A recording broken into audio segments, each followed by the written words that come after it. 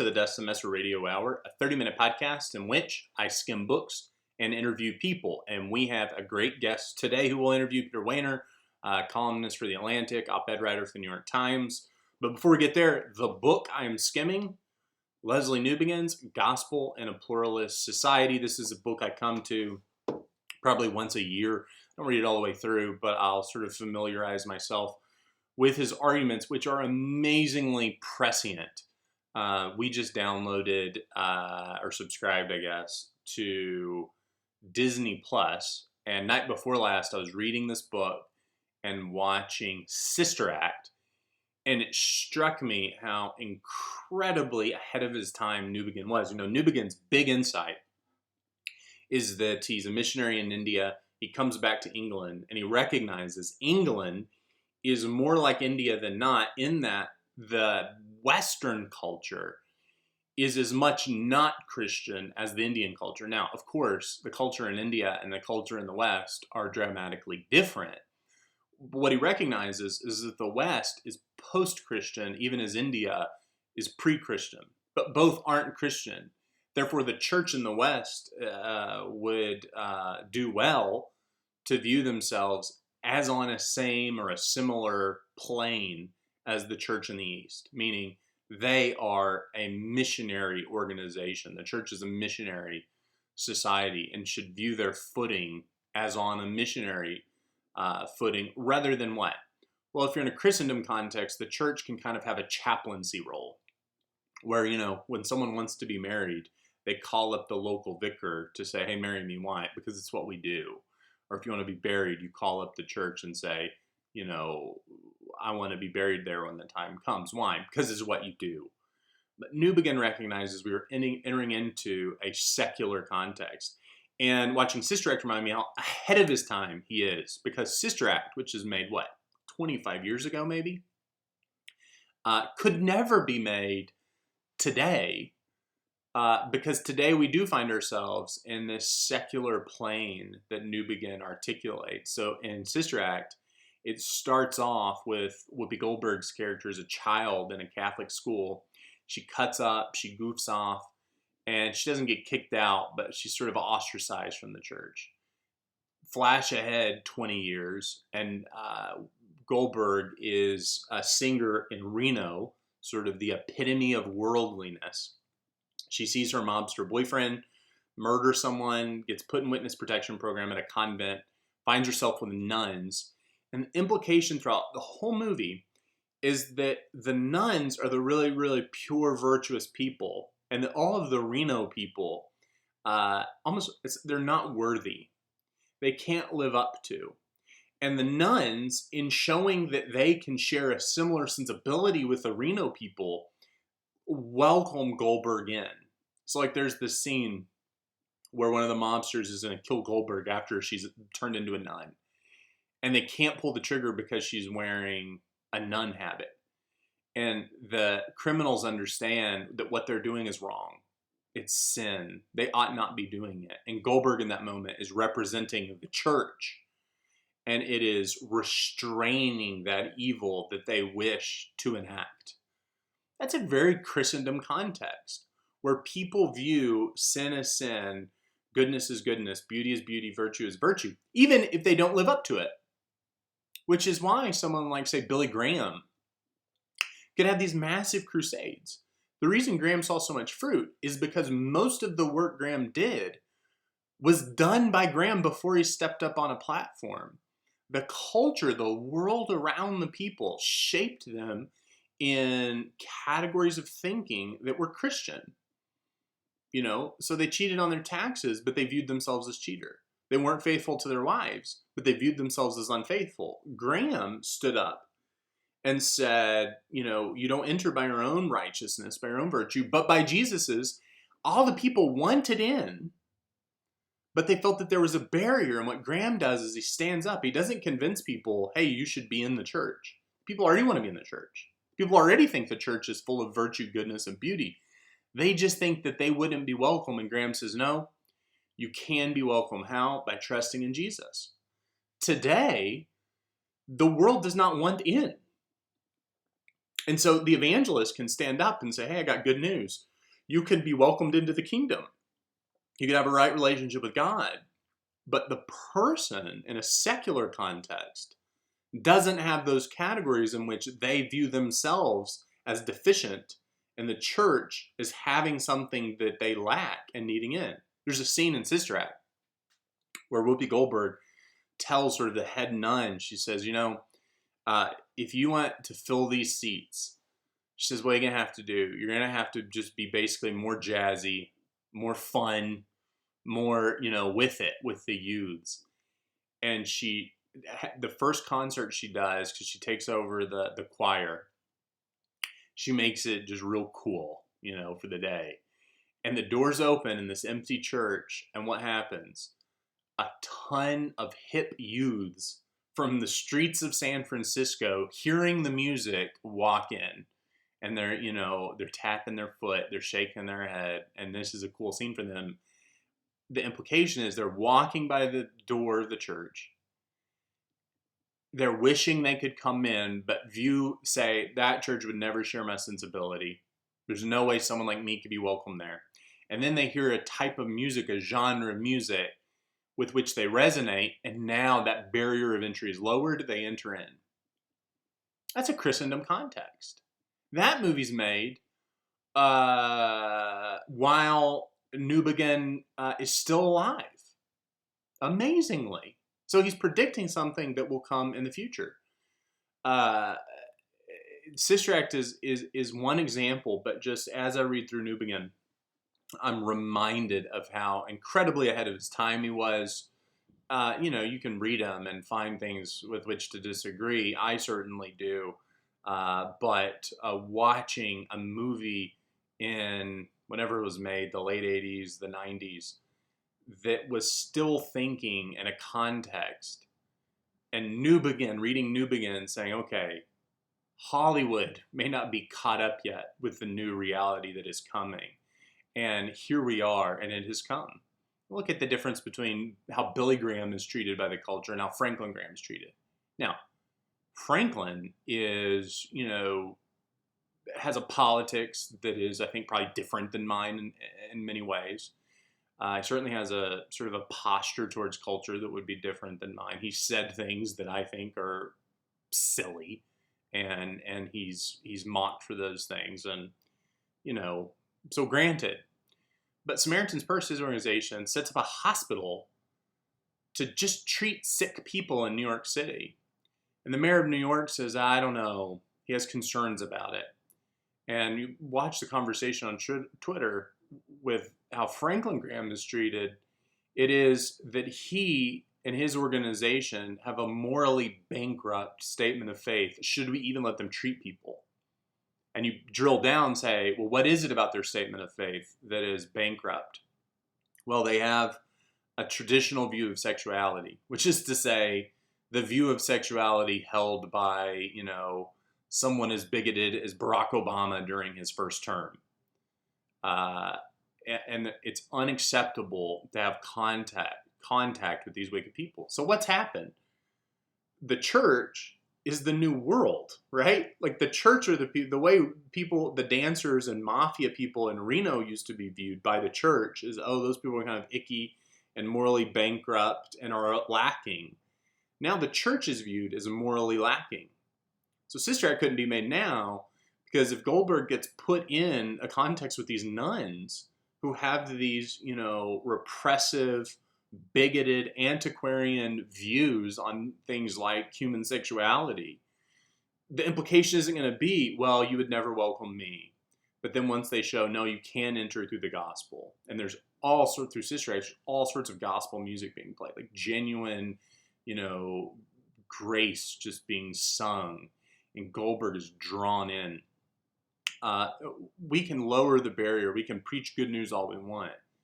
But if we haven't contextualized to say why someone might need in to begin with in a secular context, there just aren't youths walking down the street waiting to hear, their sensibility, and then they'll come in. Instead, the youths walk by the church and they view that building the way they view Samaritan's Purse, which is taking care of the sick and the poor and the needy and yet because they have view X, Y, and Z are a problem and perhaps shouldn't be allowed to be in polite society.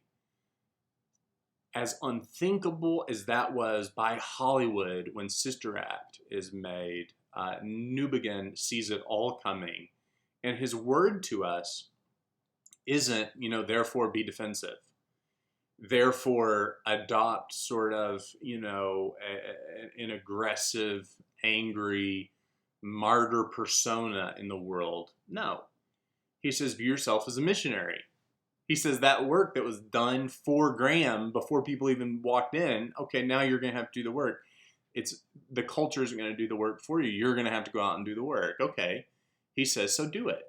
He was a missionary in India, a far tougher context. There are believers living in parts of the world today who are missionaries, and their culture is much harder. The soil there is much tougher. And yet, what do? Well, they plant the seeds of the gospel.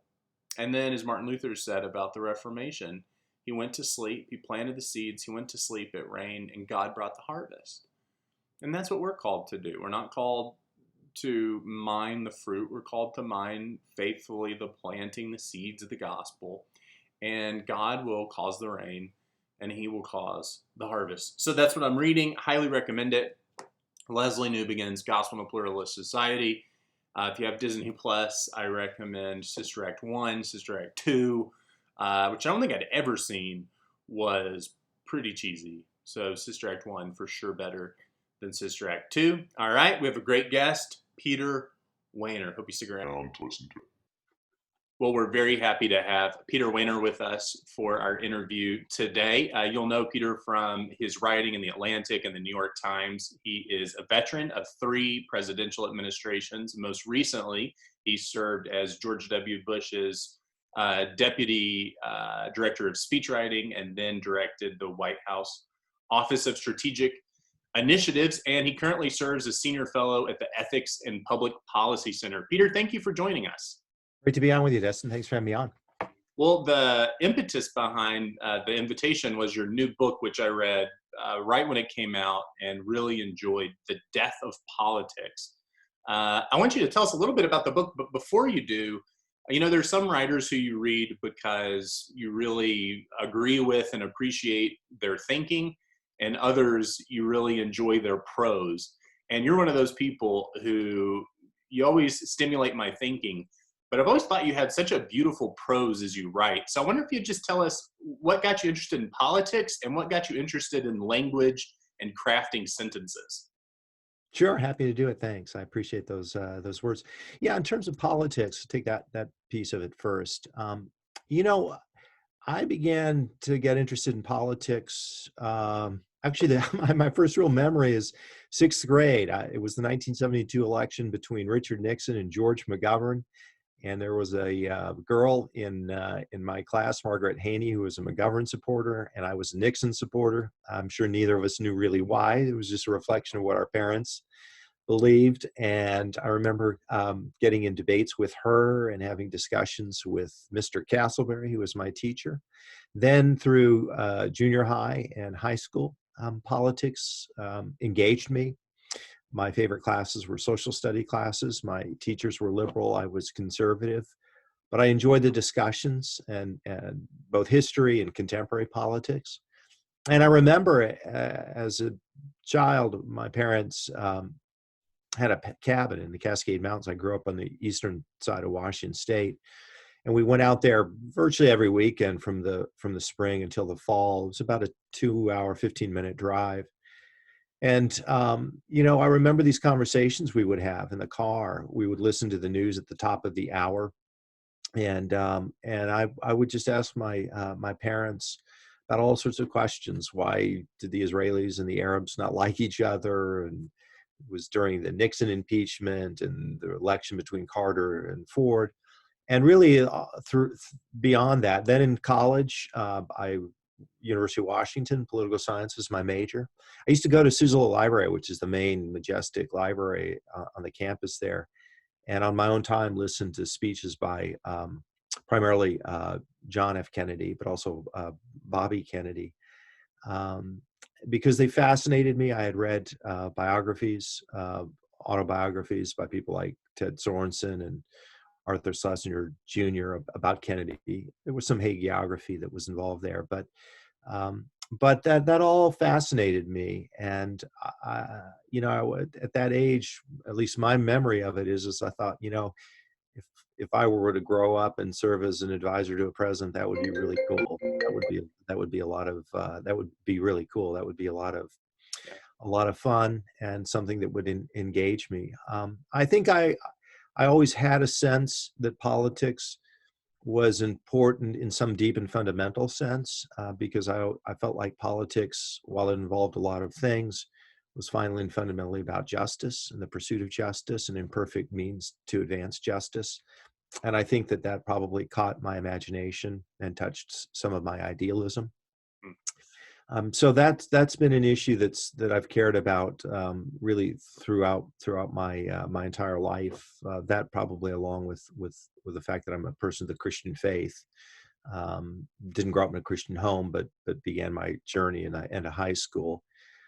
So those have been two things that have been with me for most of my life. In terms of um, my attraction to words, ever since I was a young guy, there was something about the power of words and the power of words to touch the human heart and to lift our eyes and to shape our moral imagination that mattered to me. And I found myself attracted to people who wrote well.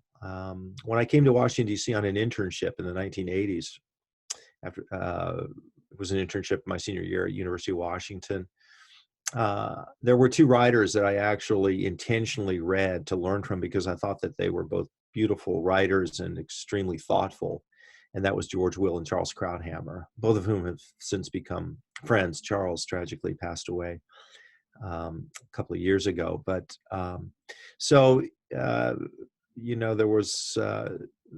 there was that power of words, and I felt like people who crafted them well, and crafted them well for large purposes was something that I was drawn to.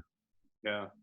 Well, so the book argues that our politics are in somewhat of a desperate time and are dying. But before we get to politics dying, you've kind of told us what drew you to politics, but why is politics something we should care about saving? The average person living may think politics is something that happens on television and is kind of a circus show at times. But why does politics matter? How does it affect us?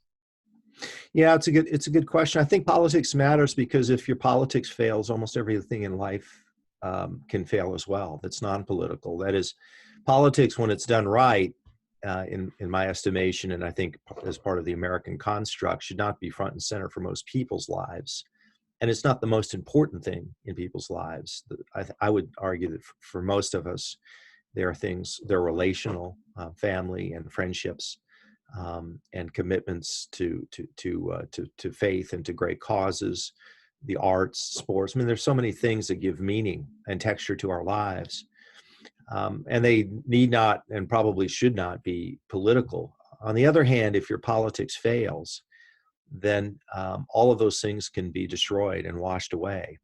And you can see it in countries in which politics has failed. Either there's anarchy in those lands, or there's oppression and authoritarianism. Look at North and South Korea, the old Soviet Union. I mean, you can go on and on. So I think we have to attend to politics, and it's not a self-executing thing in a self-governing country. People have to pay attention. They have to act in ways that I think reflects well on them as citizens. They have to inform themselves as voters. They have to elect leaders that champion what the good and the right and the beautiful in life. Political leaders are flawed and failed, and most of politics, to be fair, is prosaic, and it should be prosaic. But on the other hand, there are certain moments in the life of a nation where politics can matter a great deal. So I understand that impulse, and sometimes politics is a freak show, particularly these days.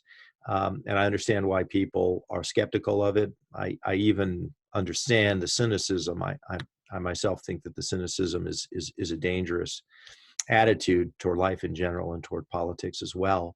But I get why there are frustrations, but that's not an argument to give up on politics. That's an argument to make politics better. Sure. And to understand how to make it better, how to, and the subtitle of your book implies this, how to heal it. It isn't a pessimistic book, but to be somewhat negative. Uh, what is killing politics? What are those erosive sort of forces in our culture that are leading us to this kind of desperate place we find ourselves in? Yeah, I'd say there are a number of things that are going on.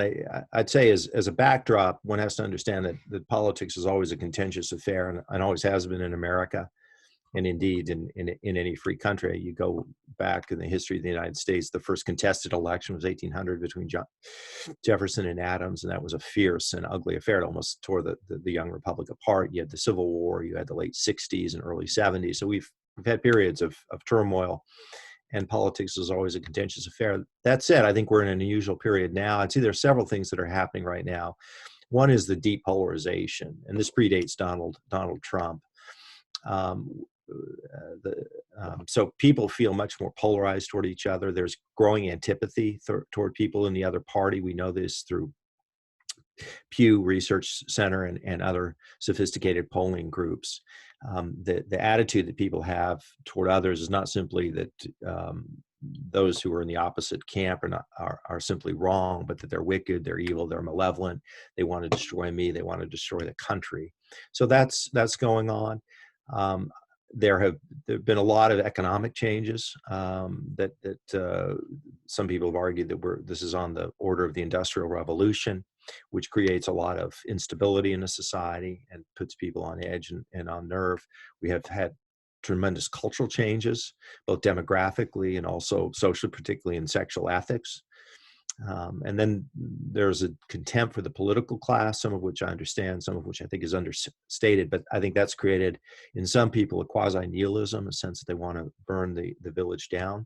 I would also say that in this moment, particularly since Donald Trump has been president, there's an assault on truth and reality that is unprecedented in our history in terms of it coming from a president. And I think that's not just an assault on truth, but really an all-out effort to destroy the categories of truth and falsity. And that worries me quite a bit, because if you lose that common ground of reality, if you can't share empirical facts and an understanding of what the nature of things are, if people are living in epistemologically different universes, that makes things very, very difficult.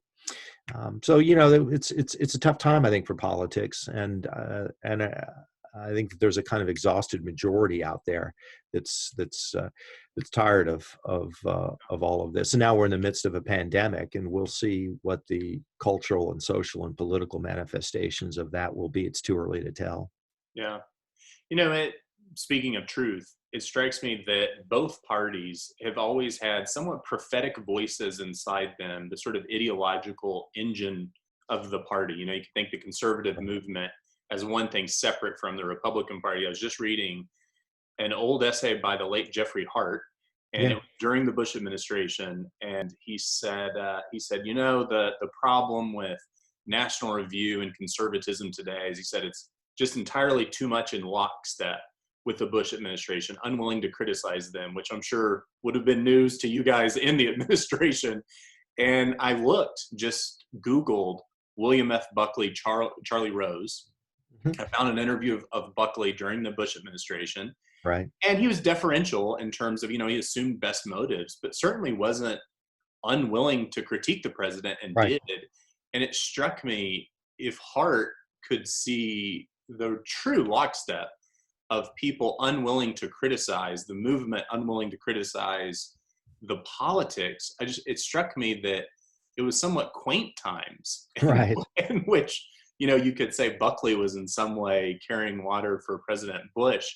What caused that, the fusion of the intellectual and the political, and how can we start sort of breaking those apart so that you can have corrective intellectual voices in a party pointing towards truth?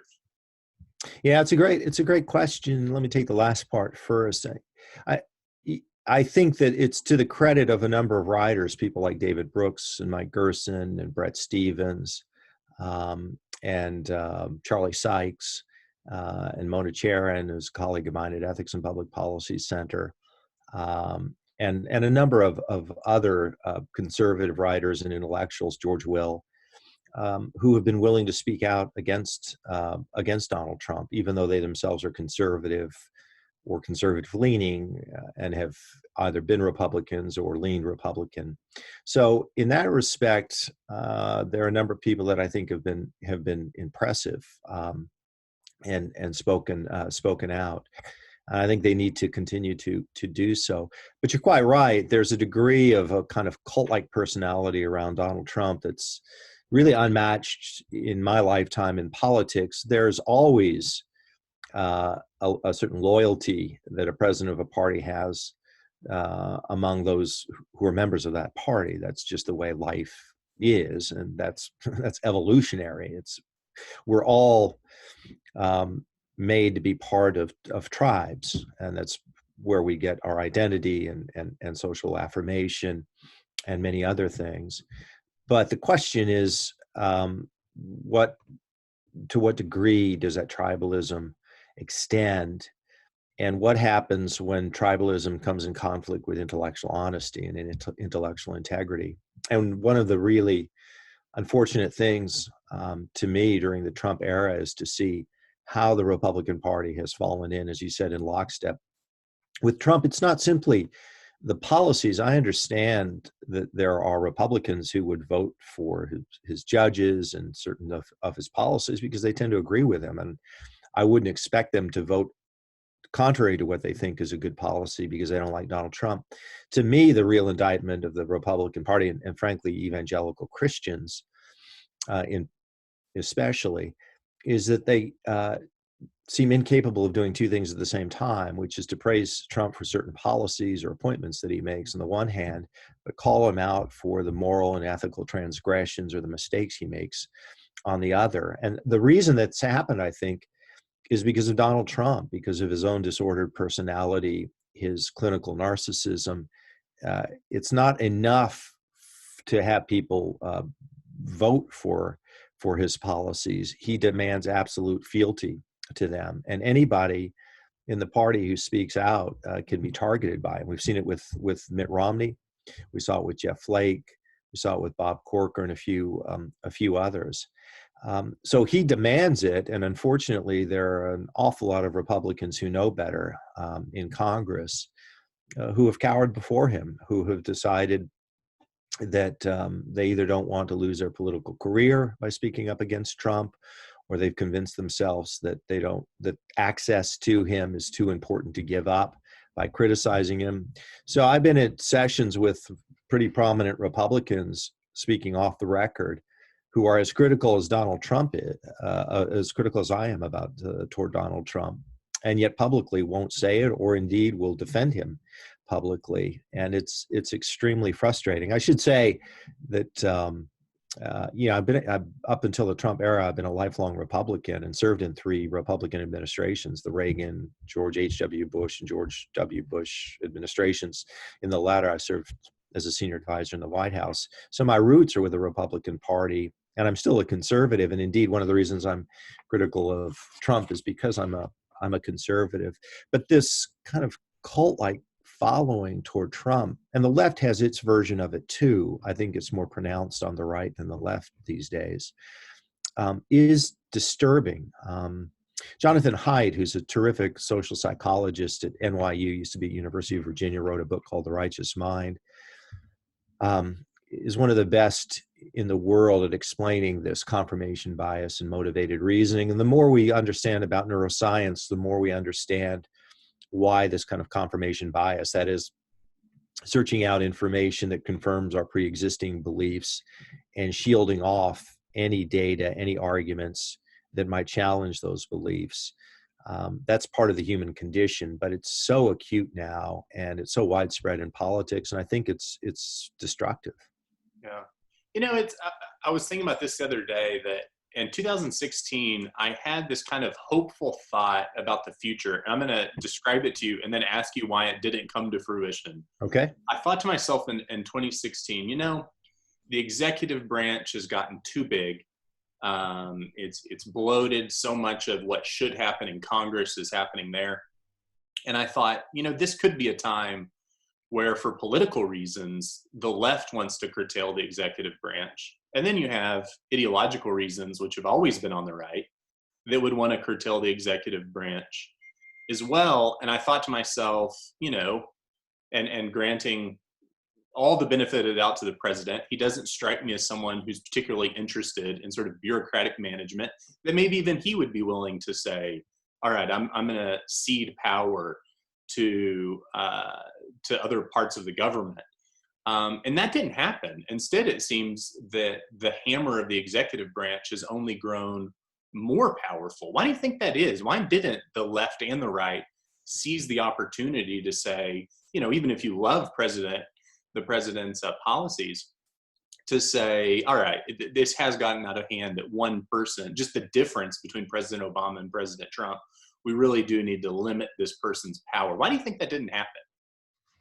Yeah, I'd say several things. One is we are, for good or ill, a president-centric country. That's not how the founders envisioned it. They envisioned it as a congressional-centric country. But over time, many, many decades, but really, I would say it was a progressive effort in the early 1900s, but really even Lincoln during the Civil War had to expand executive power a tremendous amount. So there's been a long arc toward presidential power and the accumulation of power in the presidency, and both sides have grown accustomed to it. Second is so much of politics, I would say, is personality based, not based on philosophical constructs and beliefs. There are some people, like George Will, I would say, who has a certain view, a principled view, and he holds that view whether a Republican or a Democrat is in power. So he's been one person who's fairly consistently argued, at least in recent years, that there should be a devolution of power away from the presidency and more toward Congress, more like the founders had wanted. But that's not true for a lot of people, and certainly not true for party activists. I think the way that a lot of people view it is if you're a Republican and a Democrat is in power, you want the presidency reduced in its influence. But if you're a Republican and a Republican is in power, you want it increased. And the same is true for Democrats. I will say dispositionally, temperamentally, and philosophically, the left more than the right, at least in the last really, I would say the last century or so, has tended to be more favorable toward power in the executive branch. So I don't think that they're as inclined philosophically to recoil against it. I think the greater hypocrisy probably is on the right, because they would have argued in the abstract for less presidential power. But once their guys get in office and they think, well, we can use the presidency to advance the causes we care about, then it's, Katie bar the door. Yeah. Well, speaking of hypocrisy, you brought up the ways in which evangelicals have responded to our current political moment. Right. And I'll tell you, someone who talks to quite a few millennials and younger about politics, Yeah. if you talk about applying your faith to the public square, the caricature that comes in their head is one of hypocrisy, where you are very much concerned with character and so forth when it's advantageous to you, and then you're willing to drop it when it ceases to be advantageous. And one thing that strikes me about your writing is, while there are all sorts of caricatures and people applying their faith in the public arena in ways that, I might see as hypocritical, you might see as hypocritical, you nevertheless continue to talk in Christian categories, continue to be someone who is applying your faith to your conception of justice, and then, as you say, politics, an extension of that. What word would you give to people who perhaps are thinking to themselves, well, if that's what it looks like to apply faith in the public square, I'm just not going to do it anymore. I'm not going to apply my Christian values or whatever faith they do have to the public square? As someone who does this really well, I think, what would you say to them? Yeah, the first thing I would say is I understand the impulse.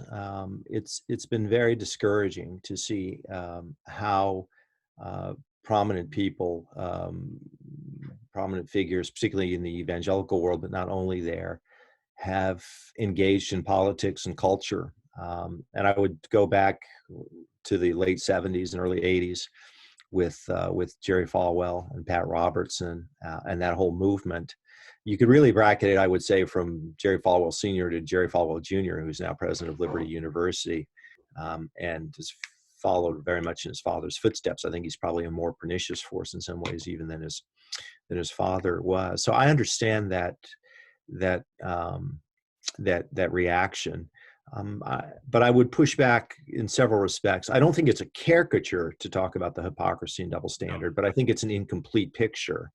There's no question that if you look at a lot of prominent white evangelicals, Franklin Graham, Falwell Jr., Ralph Reed, Eric Metaxas, James Dobson, and Robert Jeffress and others, I think they have a lot to answer for.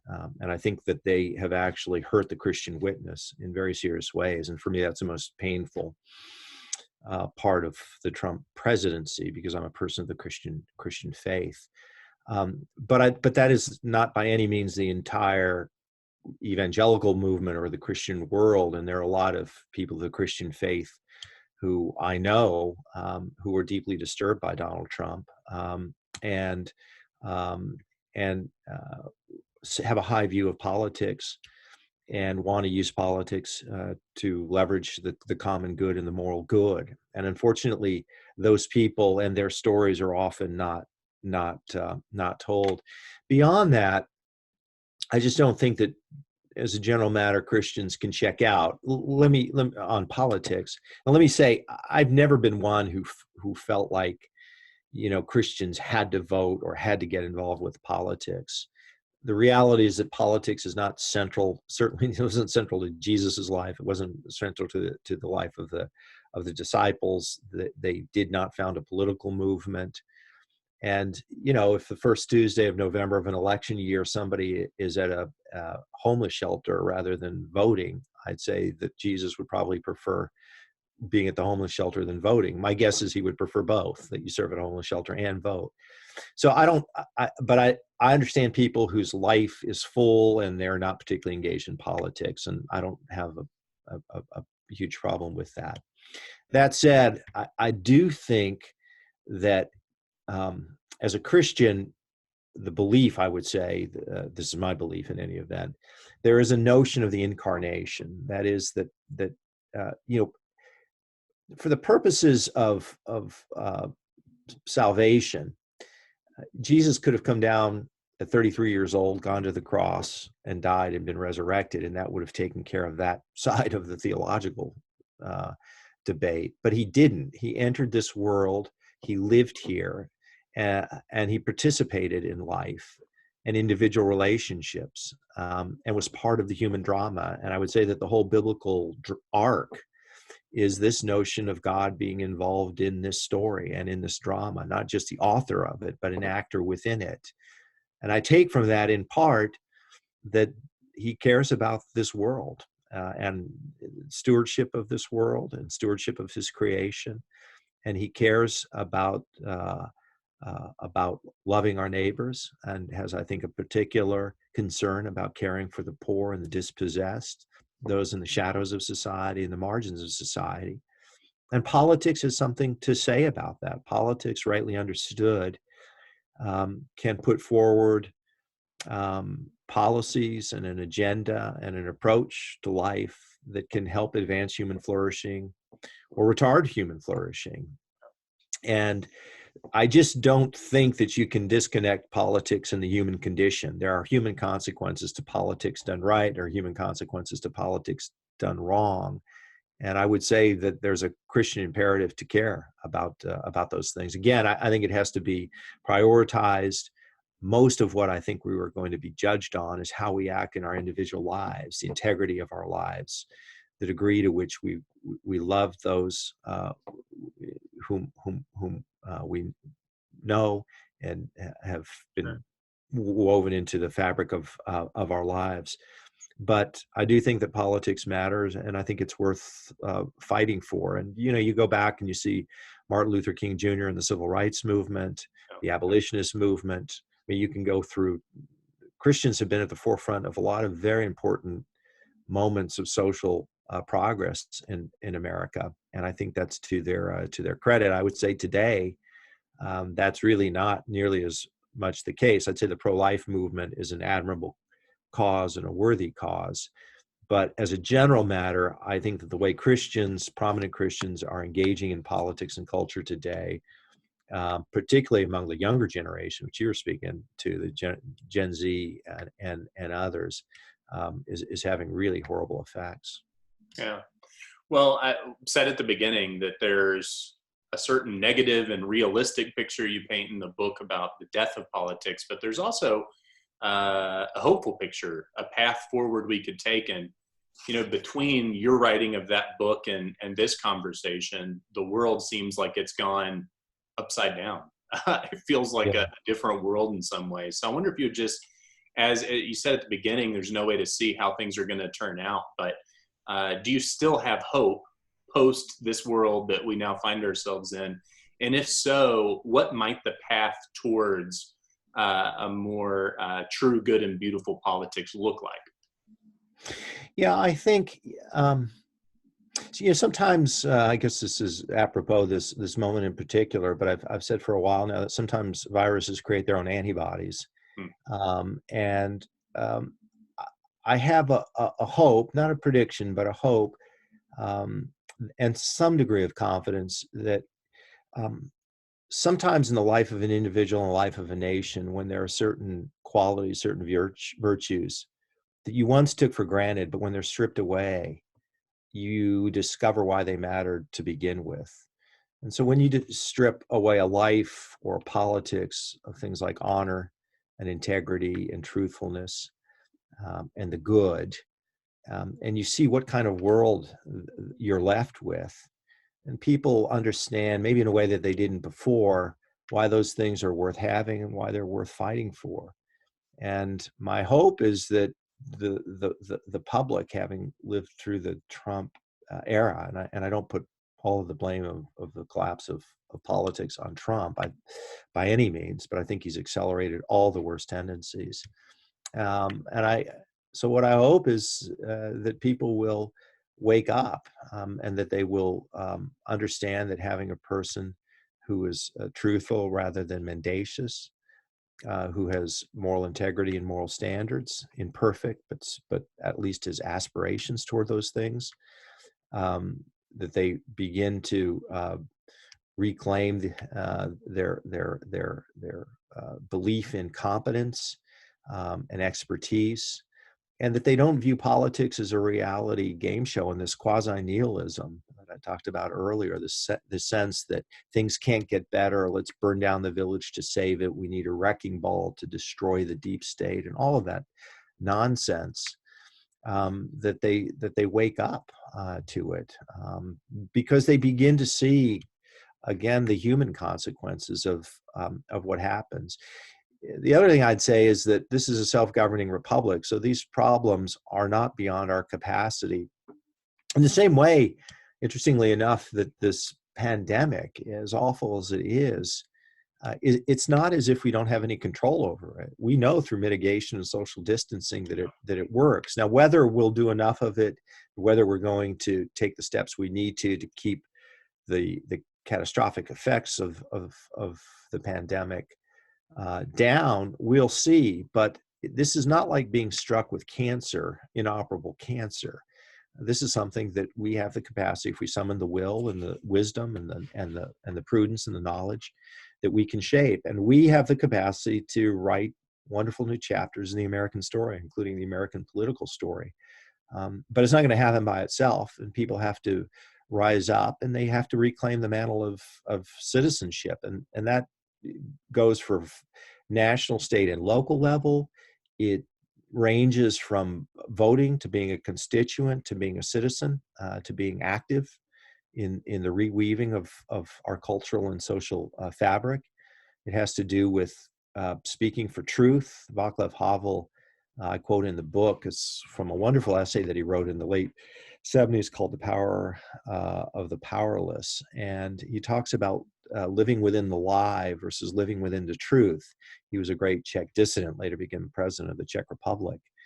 But it was a communist regime, and he talked about these the grocers in Czechoslovakia that would put up signs in their windows that were done on behalf of the regime that they themselves knew were lies, was a false reality, but they decided that they would participate in it, and they were complicit in the lie. And Havel speaks very movingly about how ultimately we have to live within the truth and stand for truth and stiffen our spines and our backbones. And, we're not the Czech Republic under the communist regime in America, thankfully, but we do have some challenges, and we have to have more people who take citizenship seriously and take truth seriously and are willing to live within that truth. Peter Wehner is the senior fellow at the Ethics and Public Policy Center. His new book, The Death of Politics, is available everywhere. Peter, thank you so much for your time and your wisdom today. Thanks a lot, Dustin. I enjoyed the conversation. Great deal. Take care.